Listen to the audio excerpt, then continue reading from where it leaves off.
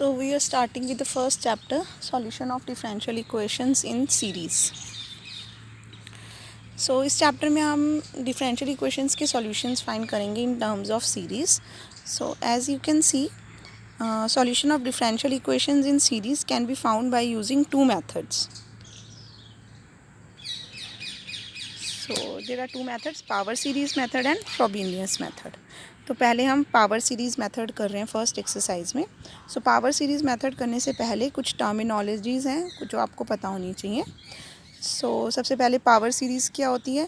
It is an infinite series of the form summation n is equal to 0 to infinity a n x minus a raise to power n is equal to. तो आपको पता है N को जब आप 0 to infinity तक put करोगे तो a naught plus a one into x minus alpha plus a two into x minus alpha की whole square plus and so on आएगा.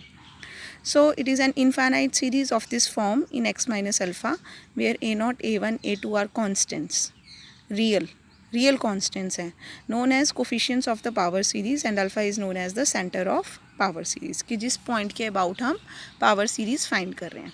When alpha is equal to 0, then the power series in x is summation n goes from 0 to infinity a n x raised to power n, which is written as a naught plus a1 x plus a2 x square plus and so on. Then कुछ examples दिए इन्होंने power series के. First example है power series in terms of x minus 4. तो x minus 4 की powers हैं इसमें. Second है power series in x.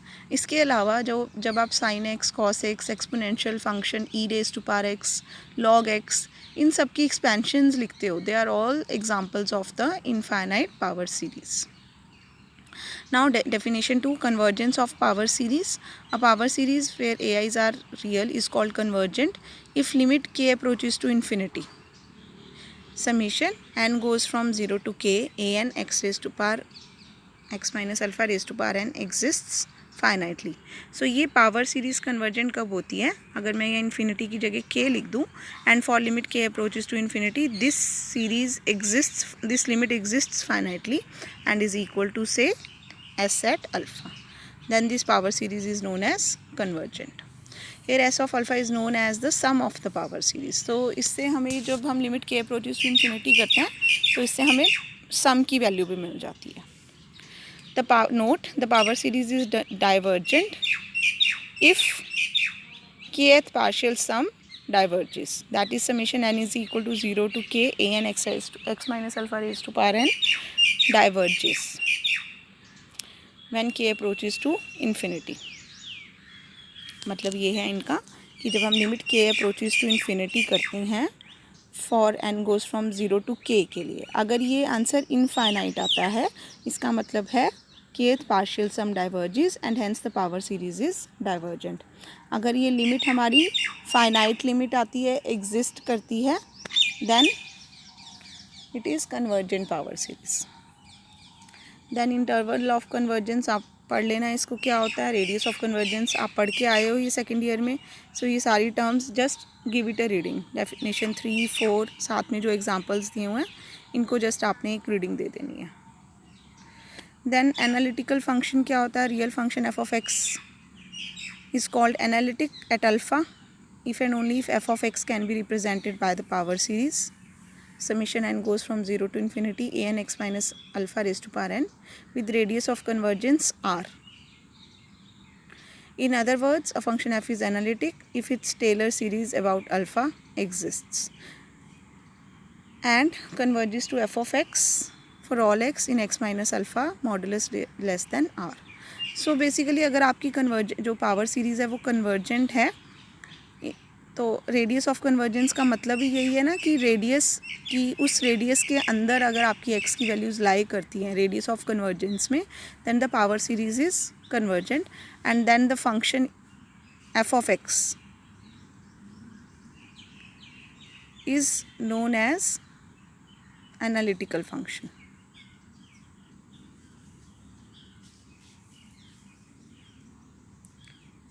The functions sin x, cos x, e raised to power x, sin hyperbolic x, cos hyperbolic x are analytic at all points. देखो अगर आपकी ये power series converges to f of x in the radius of convergence, then this function f of x जहाँ पे आपकी power series converge कर रही थी this function f of x is called analytic function at alpha. So बाकी एक बार आप इसको दोबारा रीडिंग दे देना, ये कुछ एग्जांपल्स दिए हुए हैं, पढ़ लेना इनको। नेक्स्ट आती हूँ मैं डेफिनेशन 6 पे, that is ordinary and singular points. So let the second order homogeneous linear differential equation be given by this. तो इसमें आपने देखना है फाई नॉट एक्स, जो d square y by d x square का कोफिशिएंट है phi not एक्स, ये नॉन ज़ीरो होना चाहिए।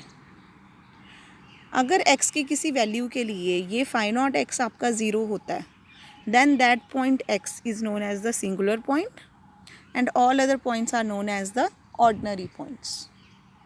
सो आई एम रिपीटिंग कि जो d square y by d x square का कोफिशिएंट है आपका इस इक्वेशन में, जो कि फाई नॉट एक्स है, this phi not x is zero for some value of x, then that value of x are known as the singular points। जहाँ पे ये ज़ीरो होता है उनको सिंगुलर पॉइंट्स बोलते हैं, एंड ऑल अदर पॉइंट्स जहाँ पे ये ज़ीरो नहीं होता are known as the ordinary points. ठीक है, सो उन्होंने क्या किया है, फाई नॉट एक्स से डिवाइड कर दिया इस इक्वेशन को, तो आपके पास ये डिफरेंशियल इक्वेशन बन गई, where p of x is phi one over phi naught and qx is phi 2 over phi naught. P and q are functions of x. Then point x is equal to alpha is called ordinary point if and only if both the functions p and q are analytic at alpha. When either or both of these, मतलब p और q में से कोई एक या दोनों analytic नहीं है at x is equal to alpha, then x is equal to alpha is called the singular point। तो देखो अगर आपका डिनोमिनेटर ज़ीरो हो जाए, फाई नॉट एक्स ही अगर आपका ज़ीरो है, तो p ऑफ x जो फंक्शन था उसका डिनोमिनेटर ज़ीरो हो गया ना at x is equal to alpha। सो जो आपके फंक्शंस हैं वो एनालिटिक नहीं रहेंगे p और q, so they becomes the singular point. तो मैंने आपको बताया ये जो डेफिनेशन दे रहे हैं आप इसको पढ़ लेना, अच्छे से समझ आता है, समझ आ जाएगा आपको रीडिंग करने से। अदरवाइज़ याद रखने का सबसे अच्छा तरीका यही है कि आपने ये देख लेना फाई नॉट एक्स आपका ज़ीरो नहीं बनना चाहिए। जिन पॉइंट्स पे फाई नॉट एक्स ज़ीरो बनता है तो वो सिंगुलर पॉइंट्स बन जाते हैं, क्योंकि जब फाई नॉट एक्स ज़ीरो बनेगा, डिनोमिनेटर ज़ीरो हो जाएगा, तो पी और क्यू फिर अपने आप ही एनालिटिक नहीं होंगे at x is equal to alpha. Then further there are two types of singular points, regular and irregular. The singular point is regular if and only if the functions x minus alpha into px and x minus alpha की whole square q of x are both analytic at alpha। अब आप ये देखो कि x minus alpha into px ये कैसे आया,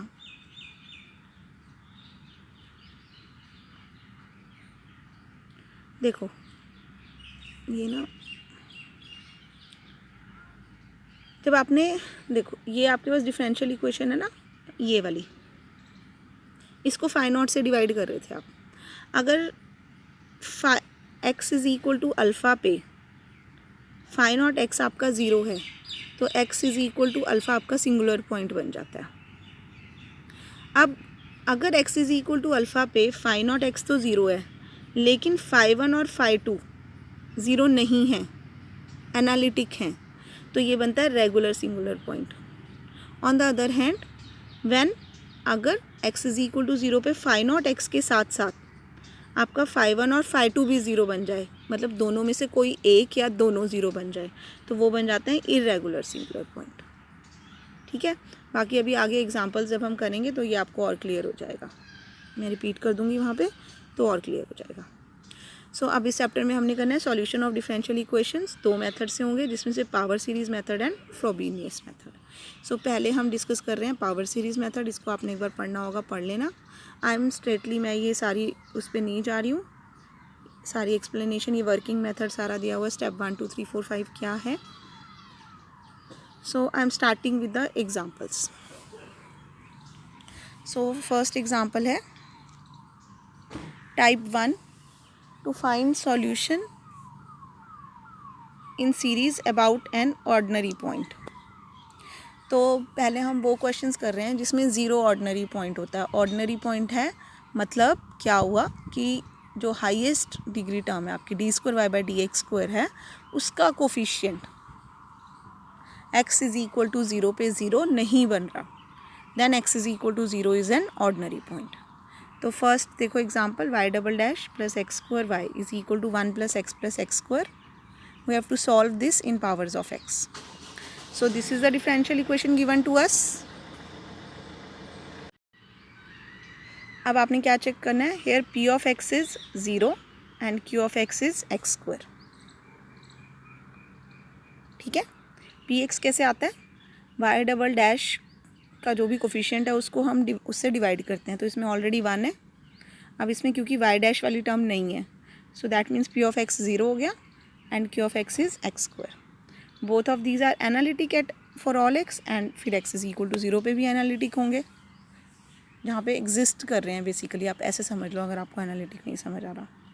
So x is equal to 0 is an ordinary point, so that solution in power series about x is equal to 0 exists। तो जो भी हम solution find करते हैं पावर सीरीज़ पे वो हम about ordinary point he find कर सकते हैं, about singular point हमारा ये solution exist नहीं करेगा। so हमने check कर लिया x is equal to 0 is the ordinary point। so let y is equal to this। सो हम क्या कर रहे हैं basically, y is equal to हम लेके चल रहे हैं summation a n x raise to power n goes from 0 to infinity. So इसमें आप n को 0 पुट करोगे तो a0 आएगा, 1 पुट करोगे तो a1 x, फिर 2 पुट करोगे a2 x square plus and so on be a solution of number 1। सो अब आपने करना क्या है, जो हमारी कोफिशिएंट्स है a0 a1 a2 and so on, इनकी वैल्यूज़ फाइंड करनी है। So y is equal to this लेके चलें अगर, तो इसका डेरिवेटिव y डैश, डेरिवेटिव ले लिया, इजी है लेना, फिर y डबल डैश ले लिया। क्यों लिया, क्योंकि ये वैल्यूज़ हमें इस गिवन डिफरेंशियल इक्वेशन में पुट करनी है। अब ये y डबल डैश की वैल्यूज़ यहाँ पे पुट की, ये पूरा y डबल डैश है plus x square times y, so plus x square times y की वैल्यू पुट कर दी। अगर यहाँ y डैश भी होता तो y डैश की भी पुट करते। This is equal to 1 plus x square. अब क्या किया इन्होंने,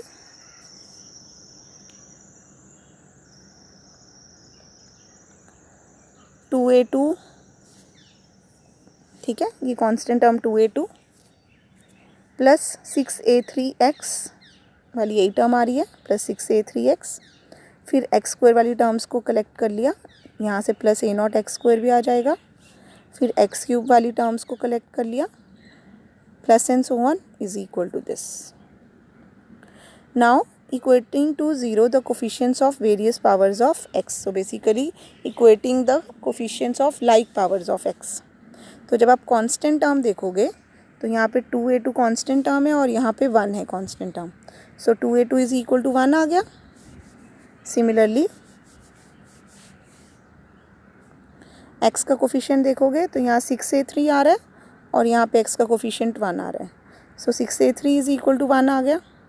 फिर एक्स स्क्वायर का कोफिशिएंट 12a4 प्लस a0 और यहाँ पे एक्स स्क्वायर का कोफिशिएंट 1, सो ये आ गया 12a4 plus a0 is equal to 1।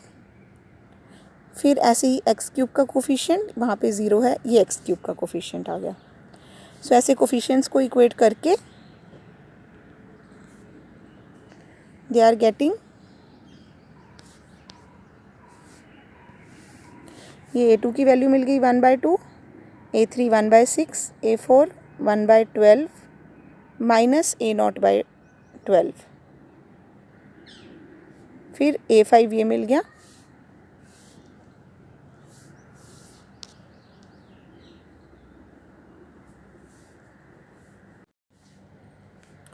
so they are getting values of a2 a3 a4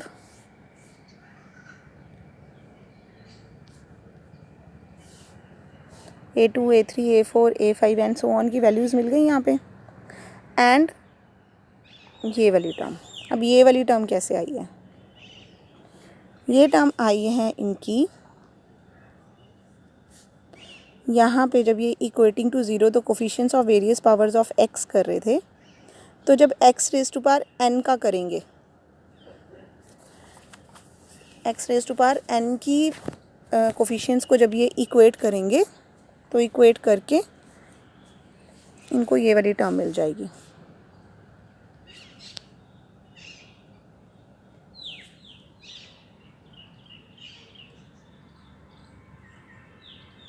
ये वाली टर्म मिल जाएगी। उसके बाद यहाँ से an+2 की वैल्यू निकाल ली। अब यहाँ पे n को 4, 5, 6 एंड सो ऑन पुट किया तो A6, A7, A8, A9। तो आप देख रहे हो आपको जो वैल्यूज़ मिल रही हैं वो A0 और A1 की टर्म्स में मिल रही हैं। So putting these values of AIs the required solution is, ये सारी वैल्यूज़ आप यहाँ y में पुट कर दोगे। सो y में पुट करके आपको कुछ A0 वाली टर्म्स मिलेंगी, कुछ A1 वाली और कुछ ऐसी जिनके साथ ना A0 आ रहा होगा ना A1 आ रहा होगा। सो ये करके आपको कुछ मिल गई है। ये वो टर्म्स हैं जिनके साथ ना A0 था ना A1 था और ये आपका रिक्वायर्ड सॉल्यूशन हो जाएगा। सो ये एक्सप्लेन करते करते मुझे ये फ़ील हो रहा है कि आपको प्रॉब्लम आएगी ये AN फाइंड करने में यहाँ पे कि ये AN कैसा निकाला है। सो मैं ये वीडियो अभी के लिए यहीं क्लोज़ कर रही हूँ एंड मैं आपको प्रॉपर ये सॉल्व करके दिखाती हूँ कि ये AN कैसे आएगा and then I will continue with the video as well as with the second example.